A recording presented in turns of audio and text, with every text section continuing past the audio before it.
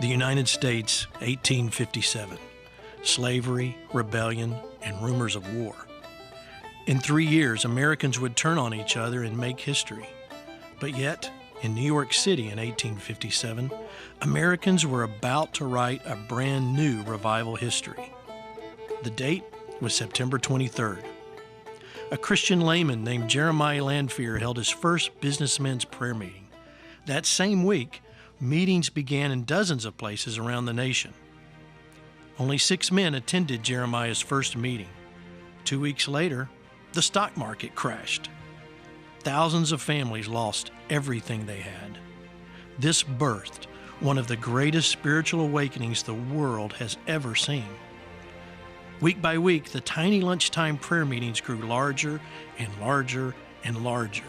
And by December, Jeremiah's 6 men had become 10,000 men. And they met not every week, but every day. The New York newspapers took notice, and when word spread to other cities, spontaneous revival broke out across the country. In Cleveland and in St. Louis, thousands of people packed downtown churches and theaters 3 times each day just to pray.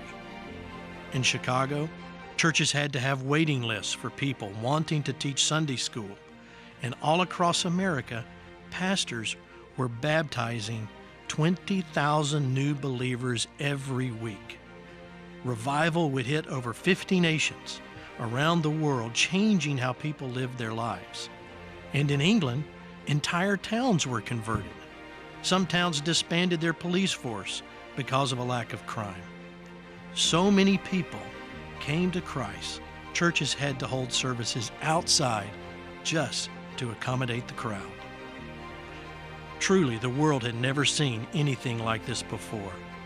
Godly men like Jeremiah let God create a global prayer revival. It changed the course of history.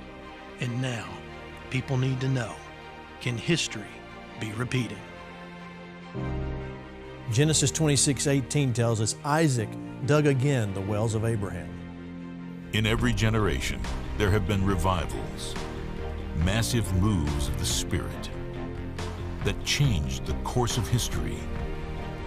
In every revival, there were believers like you who chose to answer the call, to become the one in their generation. Discover your call to be the one in your generation. We're about to take you face to face with history.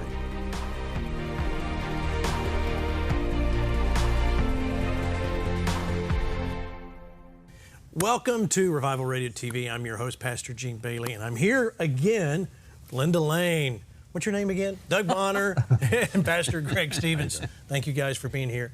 Pastor Greg, I want to start off today talking to you about a subject because you're a senior pastor of a church. And as a pastor, how important really is prayer in the church? It's the power plant.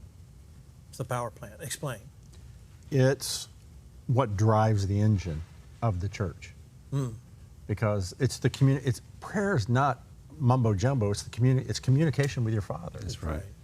And if there's no communication in that body of believers with the Father, corporately or individually, how strong can you be? Yeah. It's true.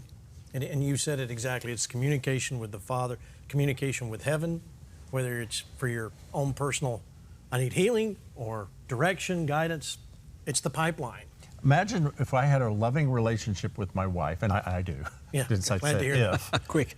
But I never speak to her. Oh, my word. I never communicate with her. I never whisper sweet nothings in her ear, except for Sunday morning. Yeah. You see what I mean? If there's no, we go sing love songs on Sunday morning, but all week long we've been distant from one another. It's vital. It's vital.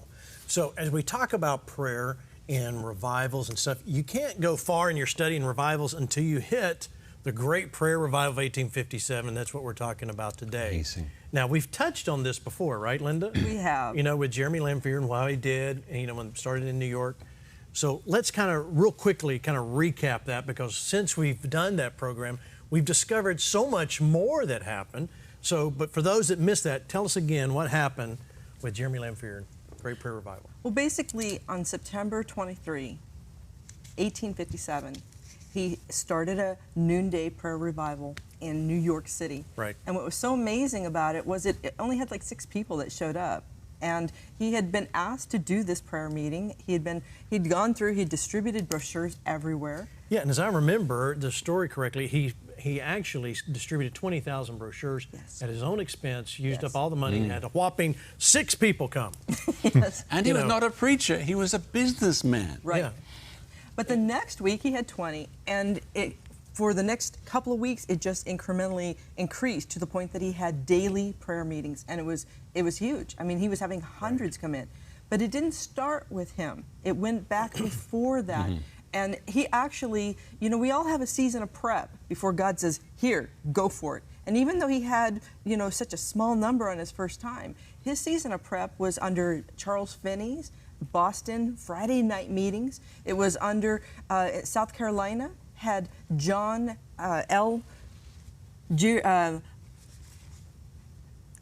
John Girardeau, and this was from South Carolina. This guy could have been a pastor anywhere. He had the ticket, he had the charm, he had the credits, he had He doesn't the anointing. take a very good picture there. Yeah. And the thing is that he chose to go to a church in South Carolina that had 48 church members. It was before the Civil War, and they were black slaves.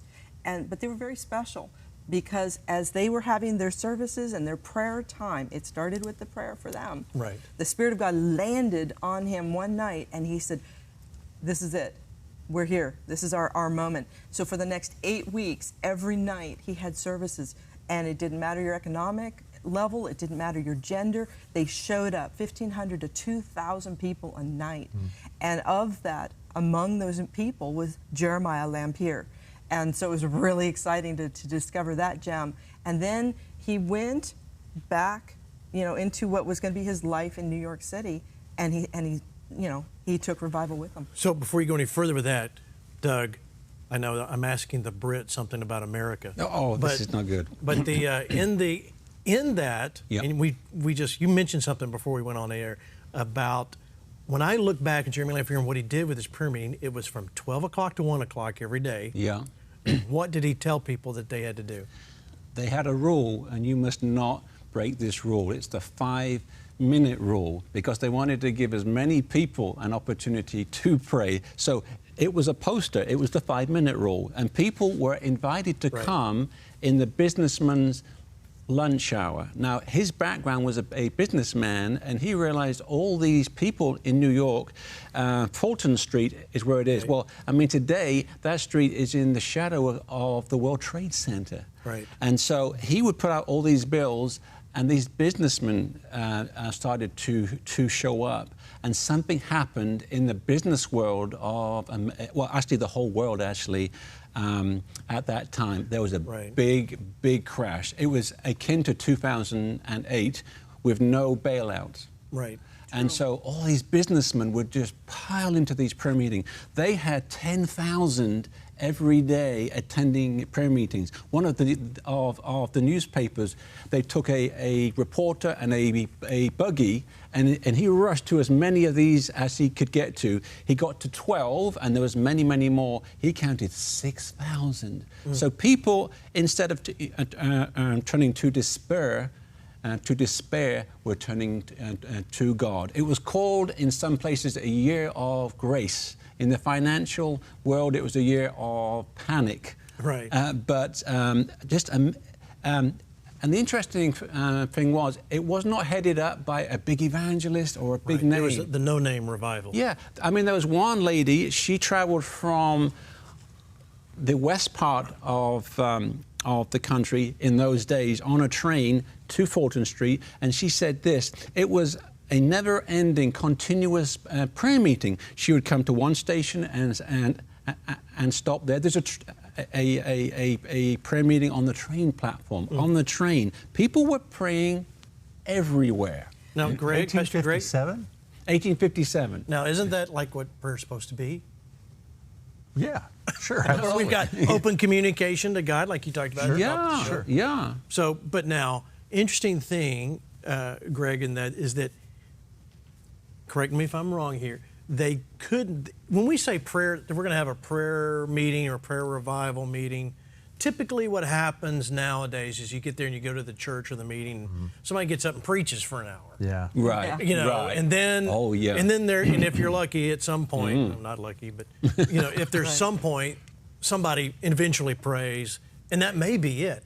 And we call it a prayer meeting. That's not a prayer meeting. No, But that wasn't the way it was there. Was Back in the day, they used to just hang on and hold. Brother Hagin said it this way: praying till you get the release. Right.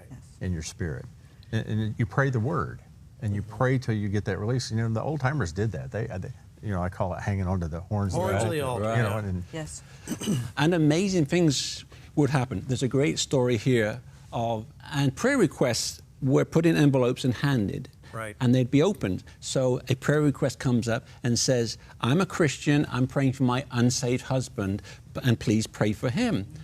But things would happen in these prayer meetings that you would not expect. So a man gets up, a big burly guy, and says, I think I'm that man, and please pray for me. He sits down, and someone else gets up and goes, no, I'm sure I'm that man. And about 5 or 6 people just got up. That was in a prayer meeting in Kalamazoo.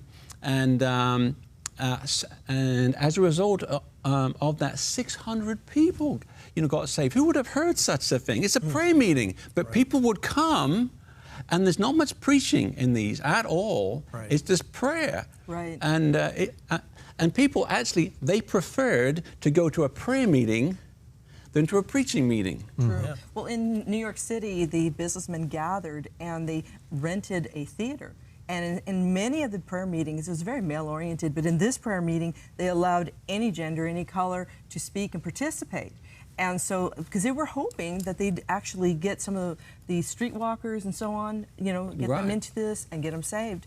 And so, basically, in one of these meetings, a gentleman stands up, and he's a sea captain, and he said that his ship had been shipwrecked, and for 4 days he was lashed to his ship.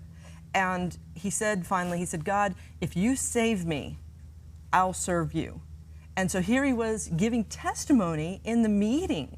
And he ended up saying, now it's my quest to pray that all my shipmates will also find Christ. And so later on, he's going out of the same harbor, new ship. And they're having these prayer meetings on the ship. 5 ships coming in have been hit with conviction. They entered that 10-mile perimeter of America, and they just got landed with conviction. And they have started up 5 ships he encountered that were holding daily prayer meetings as well. And the newspapers just caught on to this, and that helped to spread really the revival. And they focused on Jeremiah Lamphere in Fulton Street, and so his name, that's why it always comes up.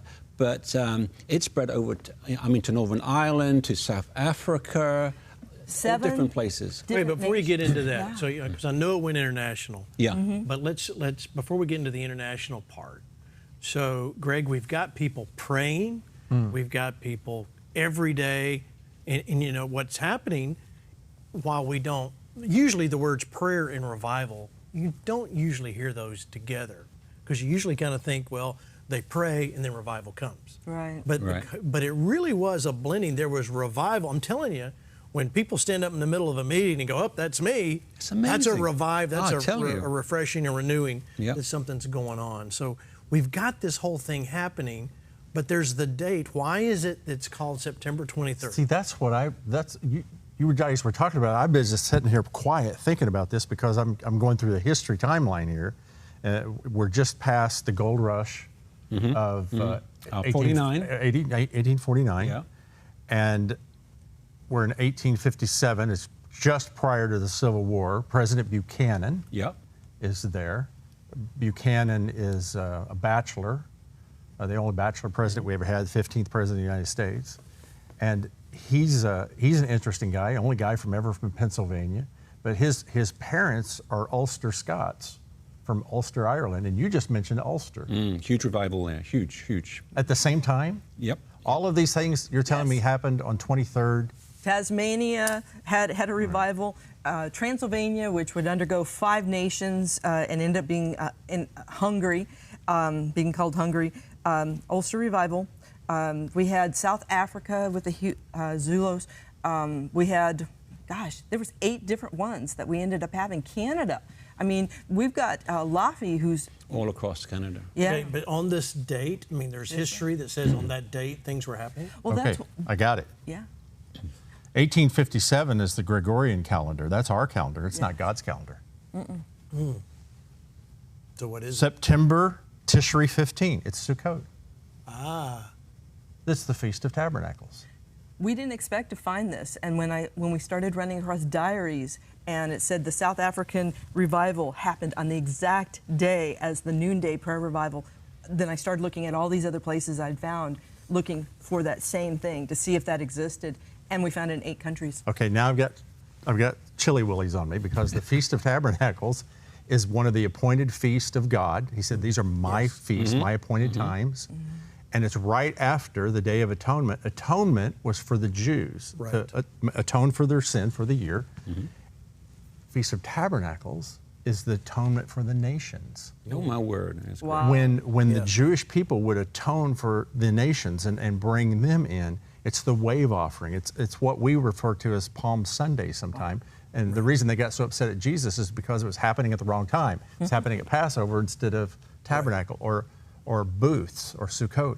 It's when they lived, they to this day they make a little booths for themselves. It's the atonement of the nations. It's the washing of the water. There's a water blessing that the priest would do. And Jesus stands up in Jerusalem at this time and he says, I'm this living water. If you drink of me, out of your belly will flow water, living water. And so now we've got these revivals breaking out. Yes. Now I want to know why. I want to know if it's a Jubilee year or what. I got to look that up. so quickly, you said 8 nations. So America, Canada, Ireland, Tasmania, Transylvania. which is basically Hungary. Yeah. and South Africa. South Africa.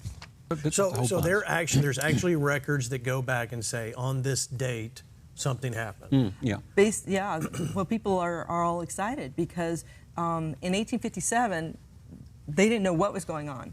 In fact, even here in the United States, just before that, as a prep, New Orleans, I guess Jesse Duplantis would say Nolans, but basically in New Orleans and in Nashville, and there were several other towns that were considered southern towns, they had this revival that was happening as well.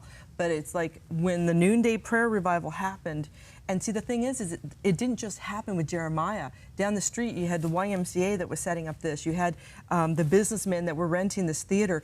Everybody there was this spirit of prayer and this desire for this meeting that just came out of nowhere. And you had obviously Finney that was prepping. You had the South Carolina revival that something happened. But it was just like, it was like the Spirit of God just moved over the earth and this just happened. And So what happened in South Africa? well, there was, in 1856, there were a bunch of people who were prophets. And they were tribal connected. And so it wasn't like what we think of as prophets where it's godly. They were ungodly. They were giving out prophecies that were intended to harm the people. And so this one 16-year-old girl, she tells this long prophecy about, oh, the sun's going to turn this color. And if you kill your animals, if you destroy your grain, the British who were occupying that area will be driven to the sea. So they do it. Sorry, Doug.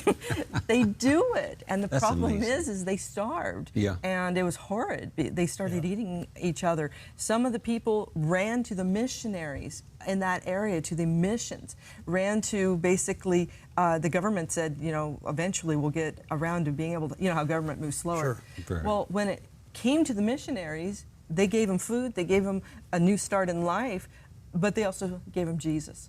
And the revival was huge. It broke the tribal structure in that area. And you have to almost sometimes go to that region to understand how strong the tribal structure, how deep that goes, because that is, for that to be broken, that is huge. I mean, it really, really is huge. What was going on over in your neck of the woods? Well, I was there just a couple of months ago in Northern Ireland.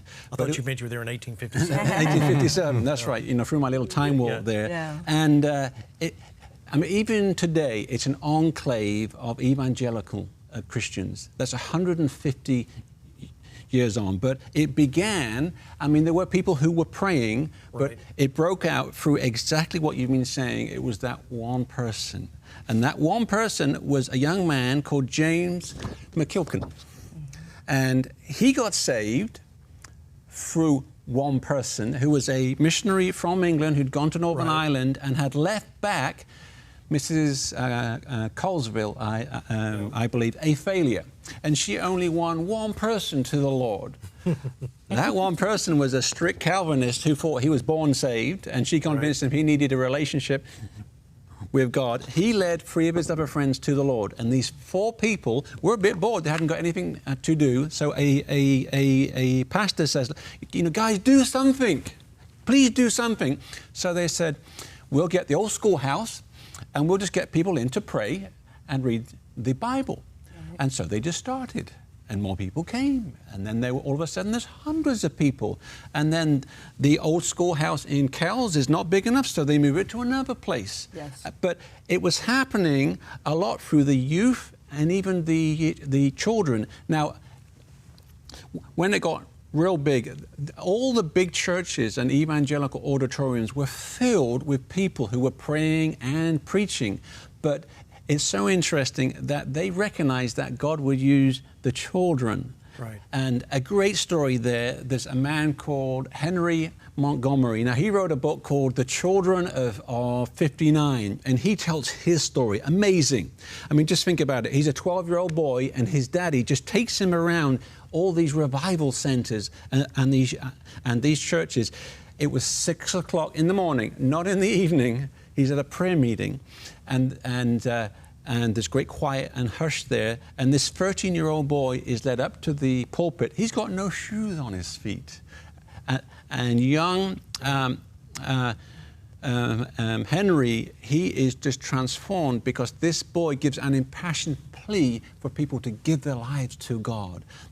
And there were prayer meetings that would happen amongst the children. Right. You were showing me a picture in this book. Oh, tremendous. Absolutely outstanding of all the children. Of course, I've lost my my place here now. Of all the children, here we go. Just a great story there of... okay, here's a wonderful illustration. A young boy, he's told to remain at home because the family are going, you know, to a prayer meeting. And so, you know, his mom gets back in the evening and she says, you know, little Johnny, how was your day? You know, I mean, thinking, well, I played in the mud. He didn't say that. He said, I had a fine day. You know, some friends came over and we had a prayer meeting on the side of the road. He's 8 years old. Wow. And then there's a pastor. He finds out that 30 of these 8 and 9-year-olds have been meeting for like 3 or 4 days now for prayer. And they would pray for their unsaved friends. And the church elders were not afraid, I mean, to pluck these young ones up and put them in the pulpit. Interesting. And that's huge. Again, that they were not afraid to put a child in the pulpit. Mm-mm. True. Wow, especially there. The other thing that we saw with revivals, like with Ulster, is it came in and there was this wave of the Spirit of God that did some, you know, touch the hearts of the people. And then there would be a second wave that would come through. They sent Dr. William Gibson and Reverend William McClure to check out the American revival. And when they came back, that's when the revival just exploded. France had the same thing, where they basically had the revival that started 1857 at the time period. It went through the elite of Paris, and it was instrumental in what brought Paris and all the leadership there into their first ever democratic election, from being a you know, royal king, you know, or limited king, you know, leadership.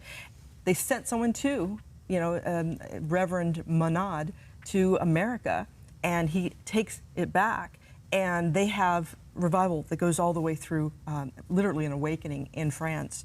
And now, doesn't any of that sound familiar with Azusa Street, how they were doing that? Yeah. Remember how they came into Azusa and He's then the same back? yesterday, today, Forever. and forever. Yeah. Yeah. And the Lord God changed not.